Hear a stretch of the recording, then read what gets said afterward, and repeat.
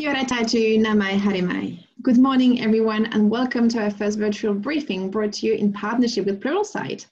My name is Cerise Deveau, and I'm Director of Profile and Relationships at the Trans-Tasman Business Circle.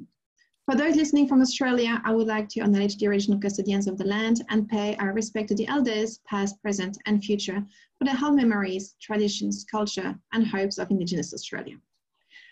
Thank you to Pluralsight for being amazing partners and bringing thought leadership on our program. For those who are not familiar yet with Pluralsight, it's a leading technology skills and engineering management platform. Pluralsight helps individuals and businesses transform with technology through its skills and flow products.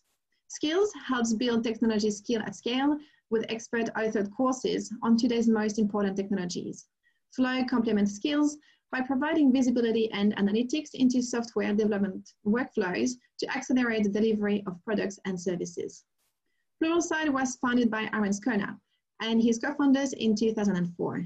Aaron is a thought leader in the industry and a founding and executive board member of Silicon Slopes, a non-profit designed to empower Utah's booming startup and tech community to learn, connect, and grow. Aaron was named 2015 Utah CEO of the Year from Start SLC and Mountain West Capital's 2016 Entrepreneur of the Year. Today, Aaron will be joined in a peer-to-peer discussion by Opher Yom-Tov, Chief Design Officer, ANZ Banking Group. Opher spent almost a decade with the global innovation powerhouse IDEO, first in Silicon Valley and then leading the Shanghai startup office. He has helped develop products, services, and innovation capability for corporations such as Apple, Microsoft, Nike, GE, BP, and McDonald's, and then led the customer-centered design team at Westpac and their wealth arm BT Financial Group. After a 3-year adventure co-founding a technology startup, he joined ANZ as Chief Design Officer, the first such role in any bank worldwide. The discussion will be moderated by our amazing Sarah Liu, founder and managing director of the Dream Collective. Sarah is exceptional and we're in great hands today. Sarah, thank you so much for joining us again. The conversation promises to be passionate. The event is on the record. You can submit questions through the Q&A feature and avoid any that has been asked with a thumbs up button. Thank you to all of you for joining us. I hope you enjoyed the briefing today. And Sarah, please get us started. Thank you, Cerise, for the introduction. Super excited to be engaging in this conversation with Aaron and Opher today. So like the discussion today will be very much focused on skills of the future. How can companies and individuals reskill, upskill to prepare for the workforce of the future? But sort of before we sort of get into that, Aaron and Opher, I would love to sort of understand a little bit of the context, in particular to the current COVID situation that we're in. How are your respective organizations responding to COVID-19, and how do you feel that maybe your internal processes, ways of working, or how you go about innovation has evolved as a result of COVID? And I might start with Aaron. Thank you, Sarah. Yeah, everything is changing right now. Everything. When you're constrained in the way we are to have the entire organization work from home all the time, you have to rethink all of your business processes, your strategies, how you work together on a daily basis to get things done, to produce the outcomes you're committed to for your customers. And that's what we're all in the middle of right now. I think it's the same universally for every company in the world. Like everyone's in the middle of that. And the most pronounced thing, I think, is the shift away from analog strategies to digital strategies. Like you can't be face-to-face. You can't have human connection like you did before, at least physically. And so everything is moving from analog to digital. And so this idea of digital transformation that we've been talking about for many, many years now is being forced to accelerate and to come to fruition almost overnight. I mean, I've talked with countless customers who have CTOs of large global organizations who have, in a matter of 1 week's time, gone from a physical work environment to having everyone work from home, all their software engineering practices, deployment practices, the way their business operates has had to flip on a dime. And so, I think what it's causing is the need, like this need for more digital proficiency more technical skills proficiency, because everything is sort of shifting to this new digital manner of working. And it's highlighting that not all organizations are ready for that. And so, you know, I think as we get more into the conversation about skills development and what skills are necessary, like this is sort of pronouncing the need for just a much deeper digital understanding, a digital literacy across every organization in the world. And that's requiring new skills to be developed and for things to evolve. And specifically, how companies intentionally develop those skills. So like the training piece, like how do you train people in this environment? And in most technology organizations, a large part of that historically has happened through classroom training models, in-person programs where people sit in a classroom with an instructor, and then they have labs and exercises that they can do together in a physical space. None of that can happen anymore. So overnight, like it's causing organizations and large amounts of budget to shift from a instructor-led training model to a digital training model. And I'm sure we can talk more about that as we dig in, but that's like right where our business fits into the picture, and why, you know, we're seeing such a big demand for Pluralsight and Pluralsight-like solutions for solving that problem in this work from home environment. Excellent, thank you. And Opher. Hi, Sarah. Thanks for having me. I can totally relate to what Aaron has said. We are one of those organizations as a bank in Australia, and one of the large banks in Australia. We're one of those organizations that did have to turn on a dime incredibly quickly. We also, we as an organization are mission critical to the economy. And so we had to do that without disrupting the flow of money. We had to do that while also responding very quickly to helping our customers sustain. And it was quite impressive to see how quickly we could mobilize, and frankly, how most businesses have mobilized. I'm a big fan of Richard Buckminster Fuller, who was a great thinker and an innovator in the 20th century. And he always used to say, emergence by emergency. That, and frankly, as human beings, sometimes when things get a bit comfortable, and we don't quite, we kind of tend to ignore them, or we don't recognize that there is a need to be very competent in an area, right? So I think we've had flexibility, we've had a flexible working environment, we've enabled people to work from home, and we prided ourselves on doing that. And we had technology that I guess somewhat enabled people to do that. But it wasn't until this massive change, where basically everything was turned on a dime very quickly, that we all took stock, and we started to look at not only what skills we have individually, but also how we actually work together, how we collaborate. And by being physically present with each other, we've almost taken it for granted. By virtue of being co-located, we almost didn't need to worry about actually how we interact with each other, how we show up, how we influence, how we get work done together.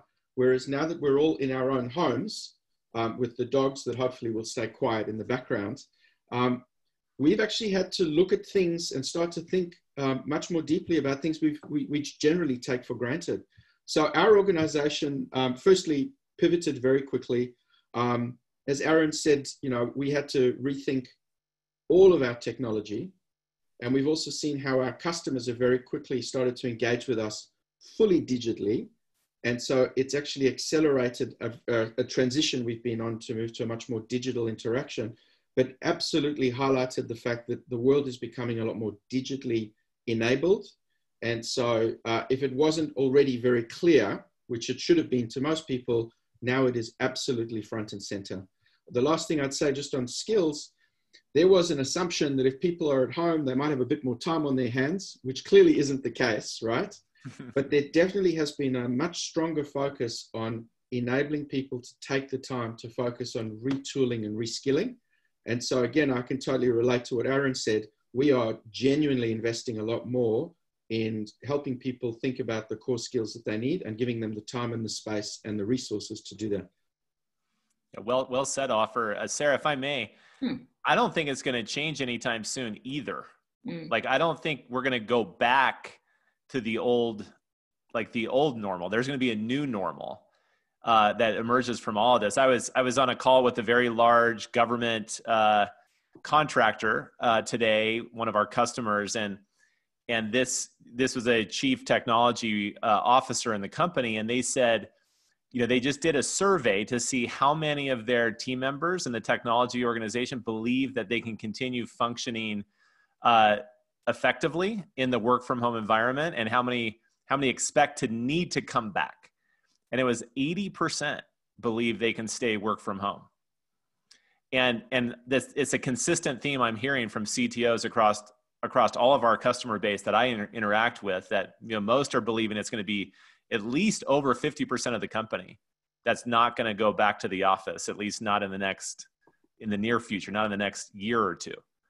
And so it's going to be really interesting to see if this does, permanently change, the way we operate. I think most CEOs and most, chief technologists believe that that's likely the case.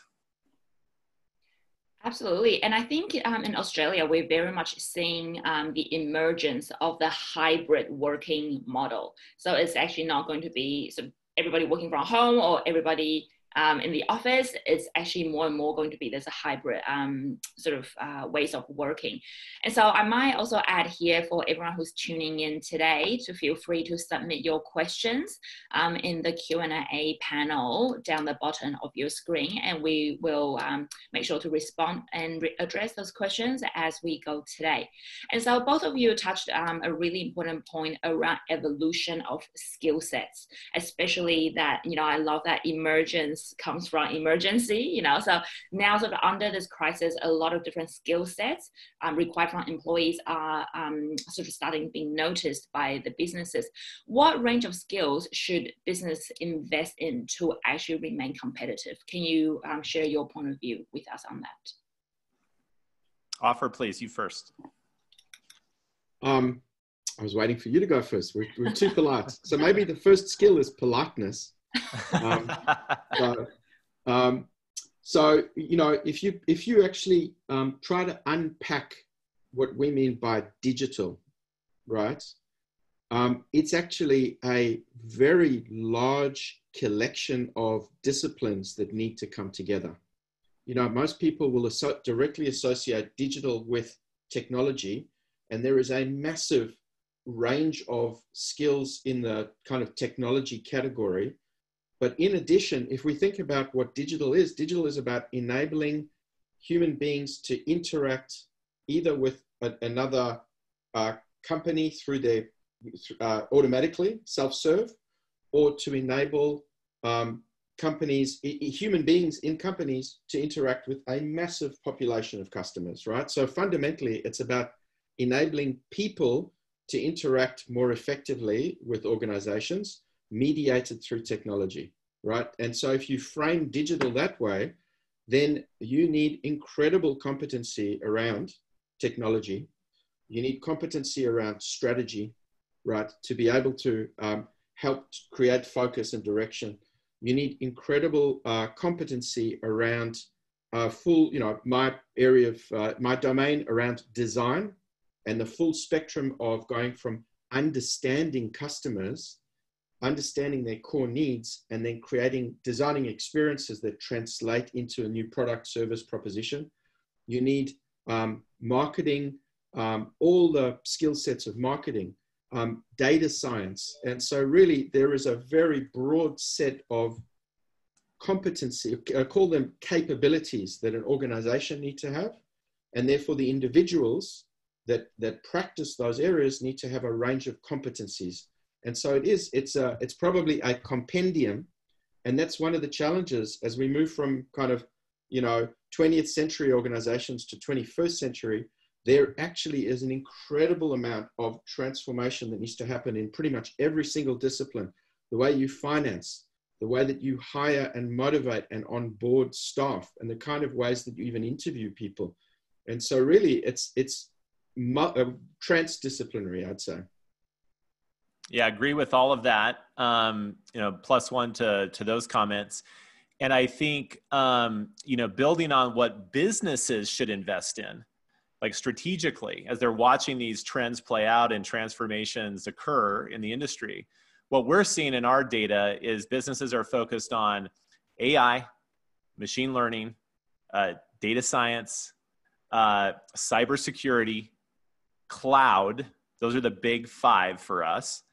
And then a range of software engineering, software development methodologies, languages, frameworks, tools, processes, and of course, design, which Opher hit on. So, in terms of trends and what businesses at a high level should be investing in to prepare for where they want to be 5 years from now, those are the big ones, in my opinion. And then there's the set of sort of digital literacy skills that also need to be invested in, which sort of gets back to the point Opher was making. And that's true across all roles within a company. And it becomes more pronounced in even, in some of the areas where technology, isn't as central or it hasn't been leveraged much before. We have one customer that's actually a CFO. It's very unique. Usually we sell to CTOs and CIOs. They're kind of our main buyer.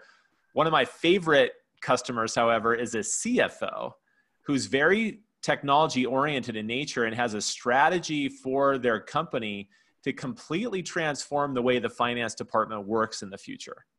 So instead of relying on spreadsheets and typical finance enterprise applications to do forecasting and, earnings call preparation and like all that kind of stuff, they're building machine learning models to become more predictive in how they do all those things that most companies use very traditional applications to, along with a lot of human massaging, to manage today.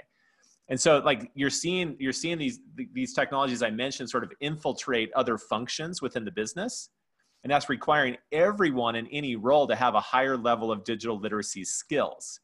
And those skills are some of the things that Opher mentioned, plus other things like, you have things like robotics and automation coming and, AI and people wondering, is that going to replace the need for having, some of these skills in the future? Or will the robots just take care of all of it for us? And, the answer is in our lifetimes, robots aren't going to be doing those things for us yet. And someone's got to be able to use that sort of robotic automation skill set to build those capabilities into the company.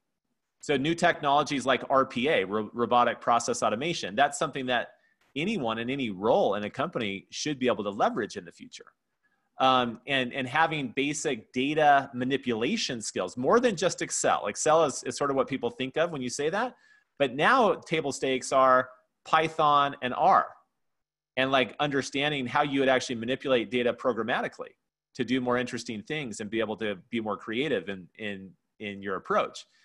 And so like when I think about digital literacy skills, I'm thinking about those kinds of things. And so there's sort of this up leveling that needs to occur company-wide to raise the literacy across these really transformational technologies. And then there's like a deeper investment in the technology organizations around those big five that I mentioned. Great. And I think, Aaron, you touched on something really interesting through that CFO case study. I was going to actually ask an example. I actually just gave that right away, which is fantastic. So we're hearing also from a lot of leaders that the investment into sort of upskilling doesn't always translate to business outcome, right? And I think that sort of CFO example is a great example of how that's actually being brought to life across different functions. So what would be your advice or sort of tips to business leaders to ensure that investment into upskilling directly translate to business results or outcome? I love this question. Opher, do you mind if I go first here?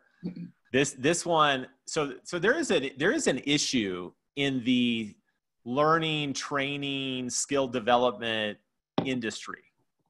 In that most learning companies don't provide a good way for their customers to measure the business outcome of those investments. I'm sure most people listening will relate to this, because the way typical organizations measure the outcome of any training investment today is through engagement. Like if it's a classroom event, did they show up? You know, were they actually sitting in the seat for the 8 hours a day? When at the beginning of my career, when I was teaching classes all over the world, you know, not one customer ever assessed the students on did they actually learn something during the week. But they always assessed the instructor, like, did the instructor do a good job? and that was sort of a proxy for determining, did the students like it, and, you know, did it actually produce something? But they like, even in the classroom training world, no one ever assessed the right things. Like, are we actually assessing the things that would tell us if we're producing business outcome and the ROI that we really care about? And so now, as we move forward into the online learning space, companies are kind of doing the same. Most companies are kind of doing the similar thing, where they measure, are people actually watching videos?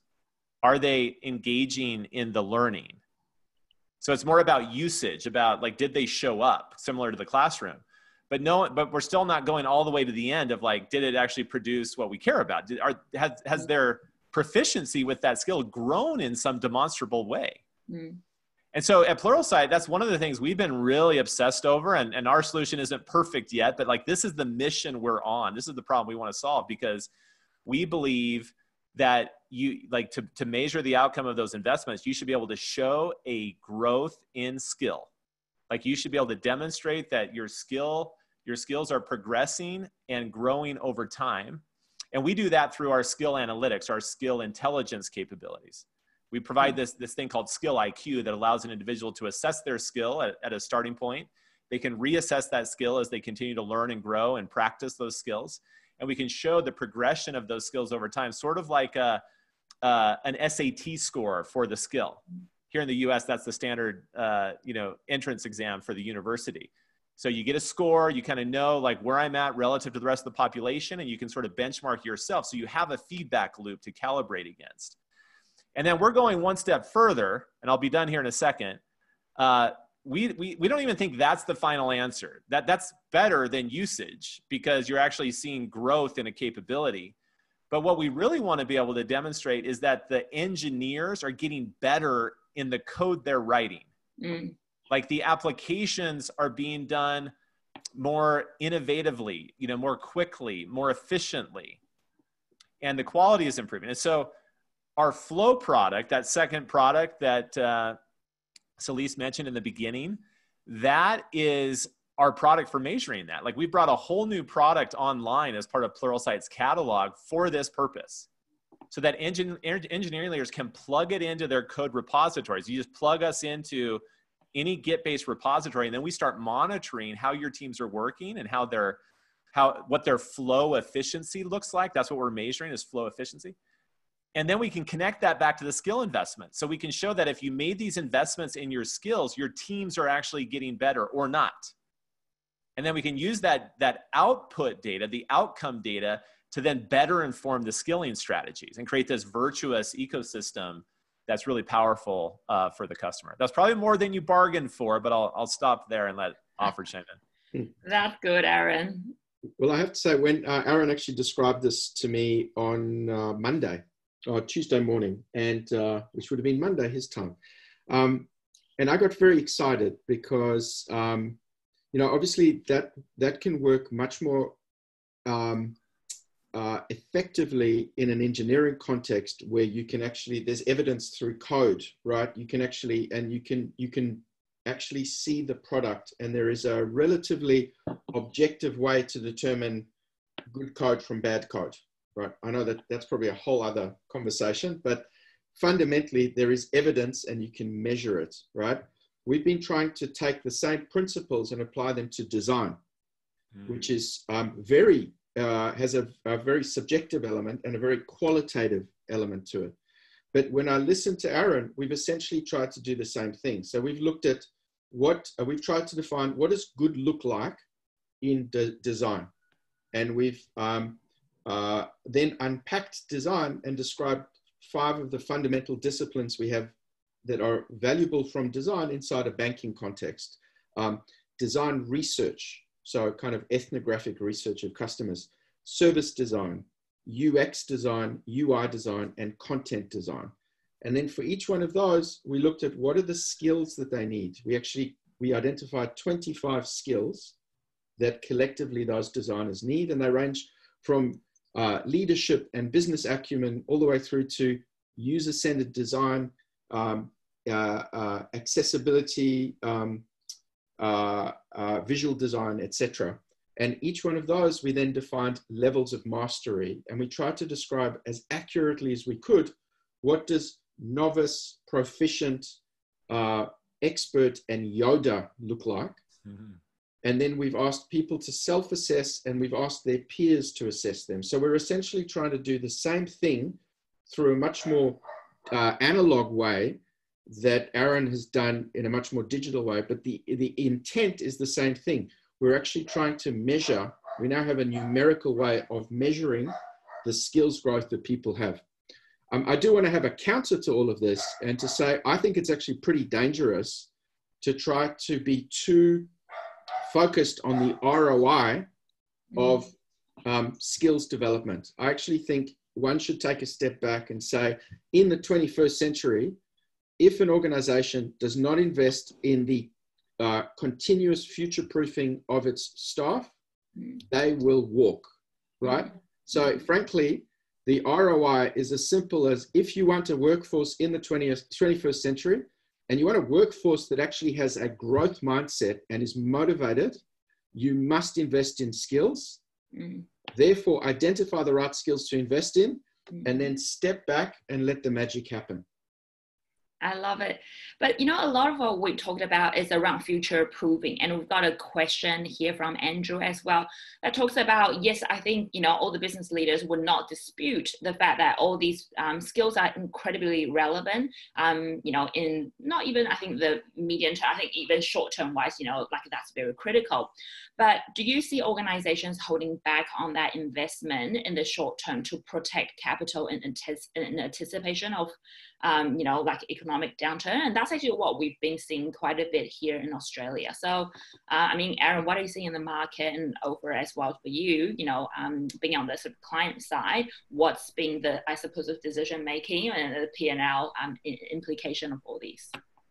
Yeah, we're definitely seeing companies hold back a bit more. The companies that are more impacted by the pandemic are holding back more than others, for sure. And it is impacting how they view how aggressive they're going to be in attacking some of these new transformational technologies. Some fear that this may produce another AI winter, for example. You know, AI has been through several of these, and this pandemic may cause another one, because, you know, to really invest in AI, that's a multi-year, long transformational type of movement for a company.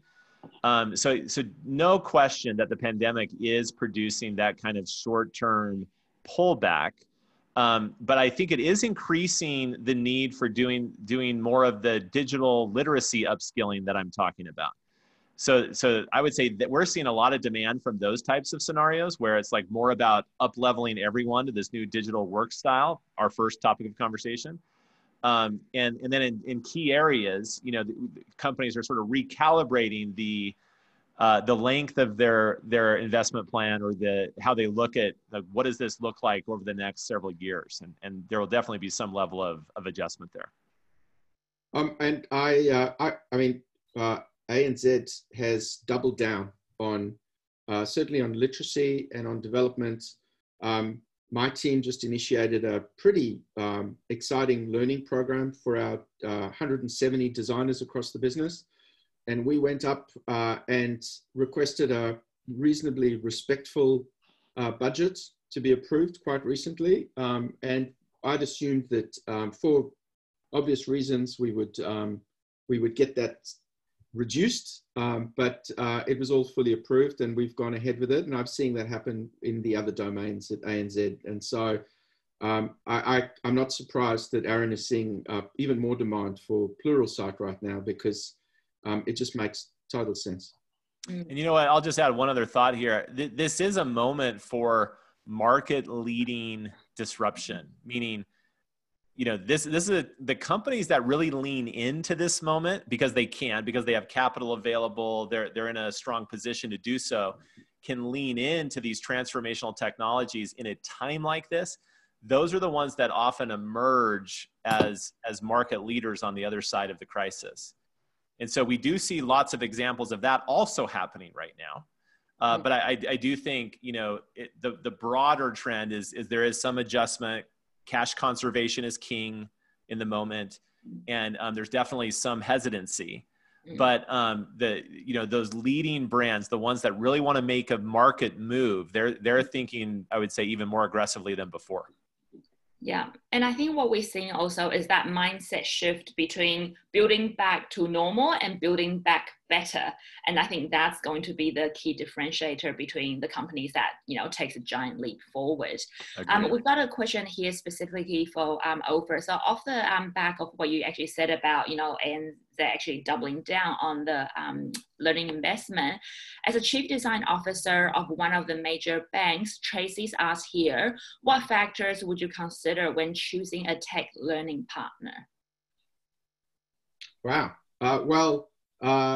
Firstly, that they have a podcasting microphone at the ready, right?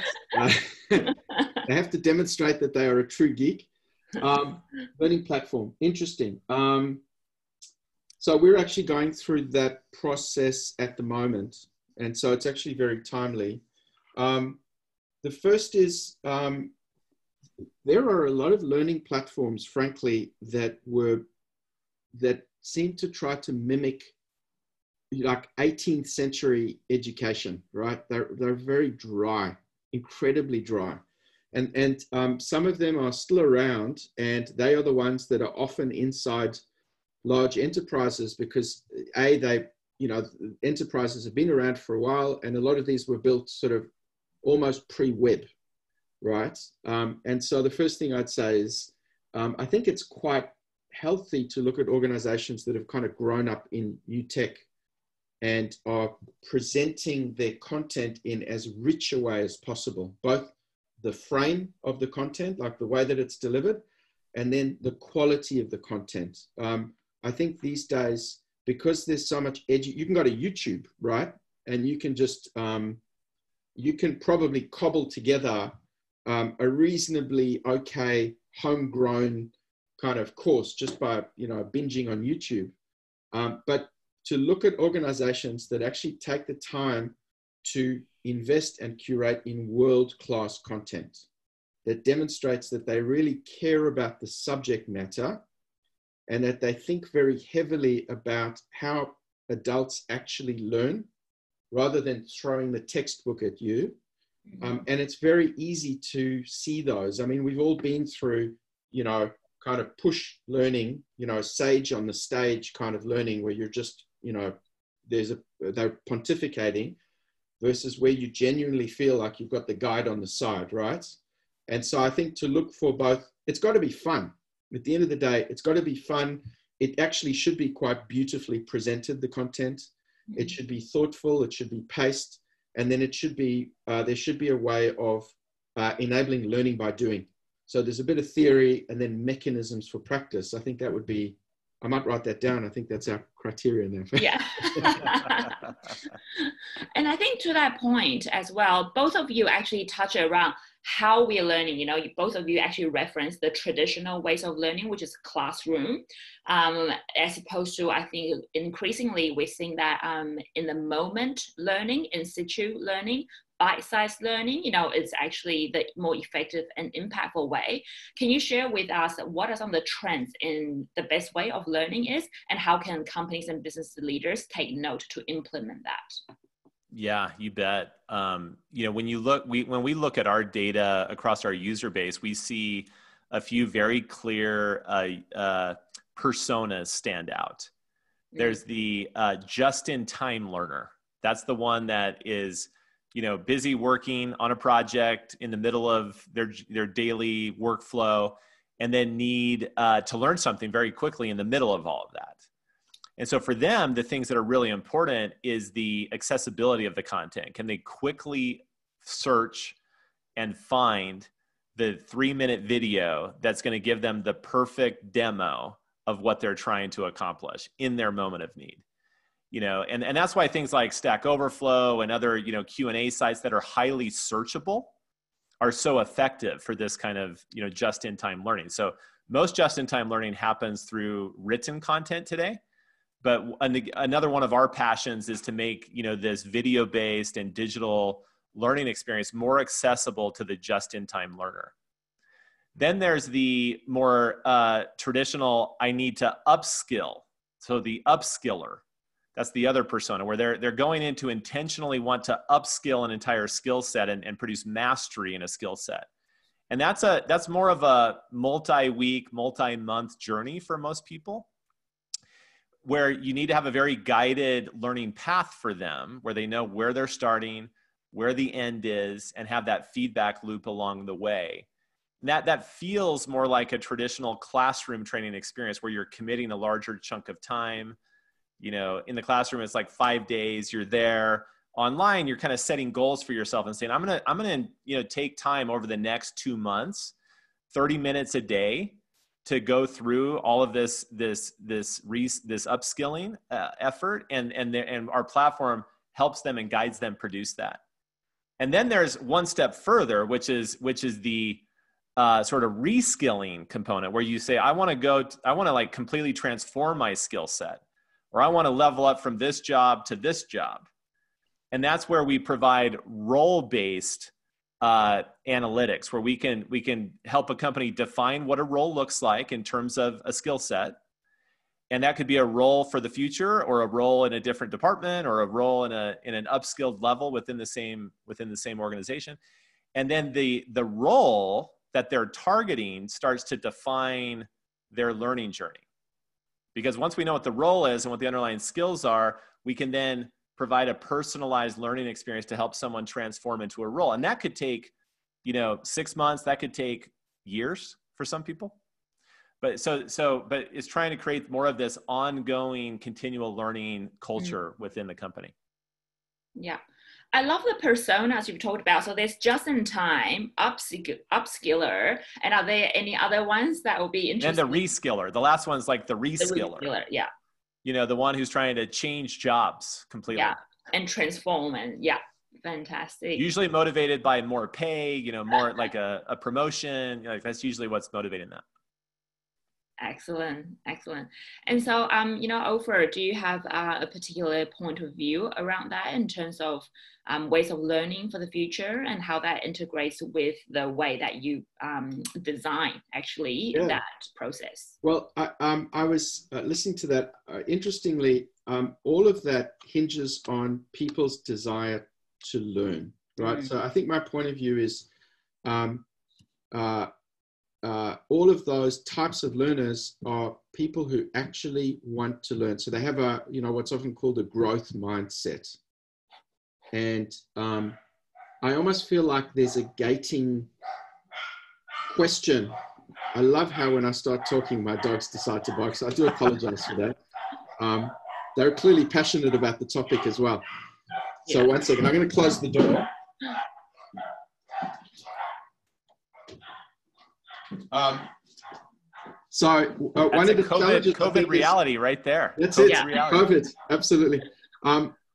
One of the challenges, I think, is just there are people who have grown up being lifelong learners, and then there are people who oftentimes have been socialized into feeling like learning has to happen in a formal environment. I got my certificate, I got my degree, I went through a course, I'm good, right? And so I actually find that that one of the challenges is actually unlocking people's desire to learn sometimes, right? It doesn't, you know, thankfully that's not a problem I see often, but I think that there are folks who have such potential sometimes. And one of the challenges is they're almost not giving themselves the permission to basically just kind of eat from the buffet of learning, right? And so I agree with all those personas. I think one of the challenges is just around that, so the growth mindset. The other one, which I think can be equally dangerous, is what's called the Dunning-Kruger effect, which is where people think they're actually more awesome than they are. And unfortunately, I do come across that a little bit more often. And what that does, unfortunately, is it actually holds people back because they think they're already Yoda, right? So I think that, you know, there are two ways to, like, 2 points to get into those personas. One is people need to have a growth mindset, and the other one is they need to take a chill pill and be a little bit more humble and always acknowledge that there is more to learn. Well, that's why Opher, the feedback loop is so critical, like that self-assessment capability. Sal Khan talks about this a lot in his book, The One World Schoolhouse, where he paints this, he casts a vision for what education could look like, you know, if schools everywhere embrace these types of digital approaches. And, you know, that feedback loop is what keeps people aware of where they're actually at.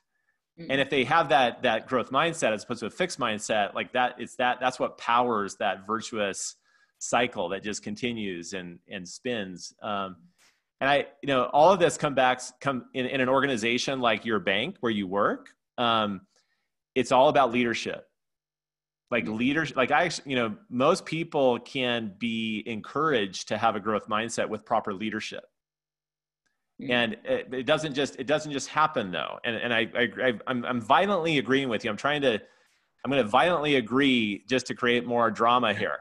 We're having a hard time disagreeing on things, but you know, this point you made about credentials and university, especially formal credentials, we place way too much importance on those today as a human race and as societies. And that is what's actually holding us back. You know, and so like these digital badges and these micro credentials, these easier things for people to achieve is really becoming a breakthrough in that way, because I think it's forever going to change the shape of how we think about learning. Actually, that inspired me to think about one more persona, right? The personas you've described are the consumers of learning. One of the personas that I've seen in this sort of context of learning that is really fabulous is the kind of teacher mentor, the person who is super generous with whatever level of knowledge they have, and they bring their peers on the journey. Or they bring their leaders on the journey, sort of reverse mentoring up.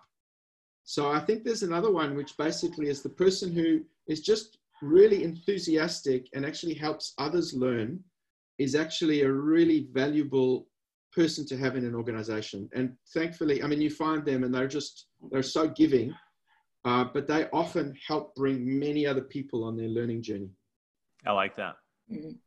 And everything that we've actually talked about, leadership, growth mindset, all that actually lends itself to culture and change management, which is exactly what Anita here has asked from the audience, that without culture and change management, the big 5 tech areas, you know, the cyber, cloud, you know, machine learning, data science, you know, like would actually not be able to be implemented. And a lot of times it's not the skills, but actually the mindset that's holding us back. So can you provide us with some like practical strategies or ways around navigating that so culture and change management becomes an enabler, not a blocker?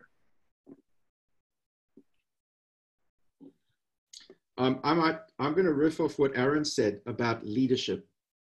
Right. I totally agree. Again, violently agreeing. So does that actually mean that if you don't have the right leader with the right mindset, like you stand zero chance? Yes. Is that ultimately? Yeah, but also if you talked about culture, right? I'm a strong believer that organizations mimic the personality and the behavior of their leader. Right. So I suspect Aaron, with his 1,000 employees, they probably all have those geeky podcast microphones, right? A lot do, yes. So, you know, I think when I look at sort of Shane Elliott, for example, he often just shares what he's reading. So he'll be giving an update to the organization about COVID or about strategy. And then he'll say, oh, by the way, I'm just reading this really cool book and I'm very excited about it. He often brings in a very diverse set of people to interview.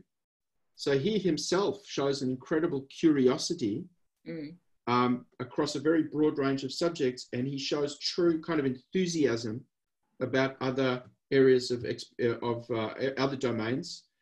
He does the same with us. He's brought in a range of domains that he has recognized are important, but he's also acknowledged that he isn't familiar with them, and he's invited us to come and share our expertise. And so I from a cultural perspective, I think, baseline is the most senior leader, and then very importantly, their leadership team need to be able to demonstrate these behaviors and actually be those generous folks who are kind of role modeling curiosity and showing that they truly value lifelong learning. And I'll add, you can't delegate this culture of learning to L&D. Like it's not something you can just say, hey, HR department, we need you to create this for the company. No, like it builds on what Opher is saying. The CEO has to demonstrate this every day. The entire executive leadership team has to be committed to, to nurturing a culture of learning within the organization. And L&D and HR are there to support and facilitate and operationalize. But it requires, the leadership to actually produce that vision and that the authentic, commitment to that style of operating as an organization. And you can't fake it. It can't be outsourced. And so that's why we as a business intentionally engage with our technology leaders as we consider them our true buyers, even though, most of the time it's L&D that's operationalizing the deployment and how it's actually going to work in the company. Because we want to be really close to them in how they're approaching it, what their strategy is, what leadership they're going to, implement around, this choice of using our platform to develop this type of culture. And on that note, I might actually ask both of you, what are you personally doing as business leaders to set the right culture? And maybe with that, we can inspire the business leaders who are tuning in today to actually, in terms of any very intentional and deliberate effort that you put in to change the culture. Well, I'll start off, and you can follow on. I mean, we eat our own dog food. Are you familiar with that saying? So, we use our own product. Aaron, we like to say we drink our own champagne. That's so much more elegant. Yes, that's right. I've heard that one before. Yeah. So we drink our own champagne. We, use our platform. We, also instill this culture of curiosity. One of our core values as a company is what we call seeking context with intention. So it means no matter what situation you're in, there's always this ability as a human being to be curious, to seek context from the other people around you, with an intention of learning and producing some outcome that's better for the organization. And if you show up that way in all of your interactions, it actually produces this growth mindset in other people. And so we're very, we deeply believe in this principle. We consider the company a company of lifelong learning. We facilitate it for other companies. So, we do all the things that we've been talking about internally. I personally, am committed to learning and being curious in my role and my job. I feel like I'm constantly learning from other people all day long, and I celebrate those learnings. Share what I'm reading, share what I'm studying, share articles that are impacting me and my own personal growth. And engage as deeply as I can with that across the company. And I can tell from talking to Opher, I can tell just from you can tell this about people, you can sense it, when they have a growth mindset. Just from my first interaction with Opher, I could sense that, just by the way he asked me questions, the way he showed up to the conversation, that he embodies this principle. So I'll hand over to you with that, Opher. Well, that's very kind. Likewise. Well, firstly, if I talk about our community of designers, one of the things that we've invested very heavily in is actually just writing the book, if you like, right? Codifying the skills. We're a discipline that has slowly kind of matured into the business environment and is slowly getting a lot of legitimacy. But we don't have the same body of documented skills that the world of engineering has. And so we've actually had to write some of that ourselves. So we reached out to I reached out to my ex-colleagues who are now running design at Microsoft or IBM or Ford or Google to try to see what they've done. And so we've actually, and people have been very generous. And so we've brought a lot of that into ANZ, and we've kind of crafted our own description of skills, which we're very proud of. We've called it our Career Journey Handbook. And we wanted to eat our own dog food there. We actually do want to make it open source. And then we realized we haven't actually tested it yet. So we are road testing our own skills development program that I described before, with the objective of then evolving all of this and then putting it back into the public domain.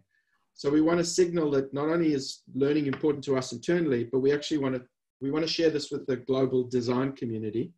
The other thing that I'm very excited about is that some of my peers, for example, our CIO has picked up our framework, and our teams are now working together to build out something quite similar inside the engineering world. And so, you know, the notion that we'll have a consistent framework around how we think about skills and mastery, you know, even describing very clearly what we mean by our levels of mastery and making that universal across the organization, so that we've just got a common language around these things is really important. So those are some of the things we're doing. And, you know, it feels like we've got some work to do to sort of catch up to where the engineering world is in this area. Excellent. And Aaron, I know that one of Pluralsight's sort of ethos is about democratizing learning and make sure that it's accessible for everyone. And our workforce today is diverse, and we've got an audience here as well. Gosia asking, how do you actually account for accessibility issues? So actually, how do you make that accessible for everyone? And I think, you know, here she's got, you know, a workforce that's vision impaired or hearing impaired, but also I think so just accessibility in general. How do you make sure that that is ensured and that level of inclusion is in their access to learning? And, you know, Aaron, I'd love to hear from you first, and maybe Opher, how you guys are doing that in the house currently. Yeah, this is one of the biggest challenges in building a unified learning experience that can be global in nature, because there's so many different languages, different cultures, you know, different communication styles that are difficult to overcome in a single, you know, content platform, like a unified content experience where you've got one course that's going to be universally understandable, you know, to everyone. And in our experience, it's not possible. Like you have to localize content first and foremost to adapt to the different cultural dynamics, you know, of the audience. And so for that reason, we have intentionally stayed very focused on technology specifically and technology skills, which are more universally understood and learned in English. So this is actually a very interesting strategic point. Like why do we only do tech? Well, one of the strategic reasons is because it's possible with technology skills to build a more unified, scalable approach that can transcend most of the globe. It doesn't work everywhere, but it's more feasible to do that with a unified content experience. On the other points around you know, vision impaired, hearing impaired, like that's something we're working on much more deeply now. Like I would say in the early years of Pluralsight, we weren't as focused on it in the early startup years. Now it's much more important to us to getting that right. And we still have a lot more work to do, but it's definitely a priority within the company as we continue to grow and scale. And we have a number of designers who are both vision impaired or hearing impaired. And so for us actually, and I'm very proud of our design operations team who have been running a lot of building of our program. They've made accessibility non-negotiable. So as we've created our documentation, we've ensured that there was an accessible version, a machine readable version. And when we've crafted the courses, we've made sure that there are some options that are purely auditory. We find people who can come and support. We've even invested in a lot of sign language support as well. So obviously we don't need to scale globally, but we've made it a priority from day one. And we found that by thinking about that in the core design of the program, it's actually made it a lot easier for everybody to digest, frankly. Yeah. And for the last 2 minutes of this conversation, before I hand over back to Johnny, actually, can you give us one piece of advice, just a quick sort of top line advice that you have now that might be different to pre-COVID? I think the biggest one is take advantage of this opportunity. Every crisis produces an opportunity for transformational change, both at the individual level as well as the organizational level.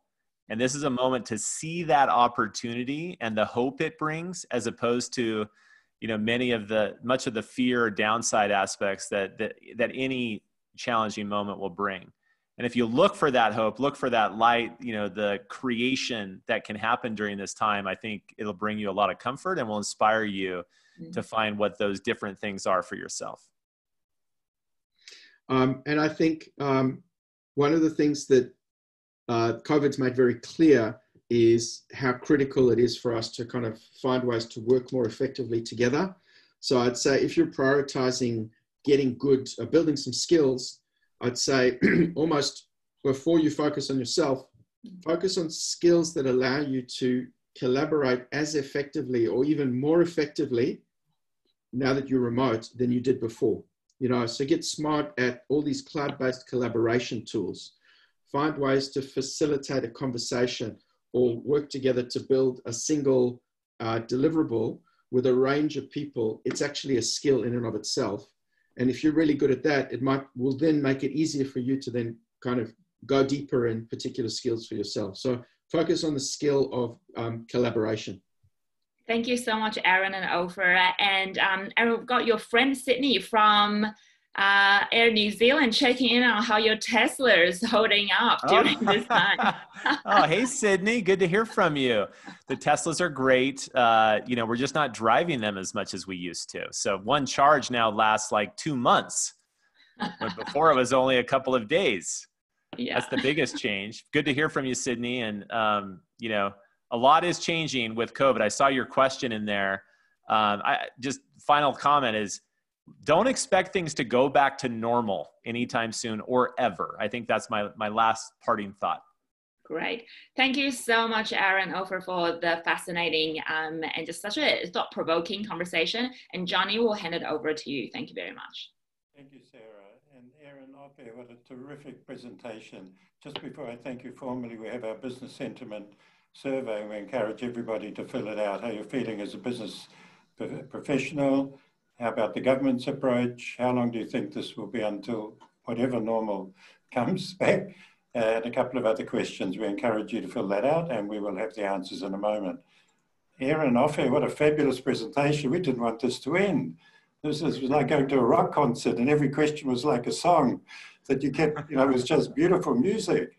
And what a fabulous presentation. You know, we've been talking about these issues for 3 months now, and the leaders of business and government. And Aaron, you really brought it down to two very practical things. One, the democratizing of skills and the philosophy of opening up the imperative for new skills development is vital. And your optimism, absolutely your optimism. You know, we can be really doom and gloom, but lifting us, you know, to look beyond is really incredible philosophy. And Opher, it was so wonderful to have you back. The only, you know, chief design officer of a bank anywhere in the world, and we can see why. Great insights, wonderful insights. I'm sorry you agreed on just about everything.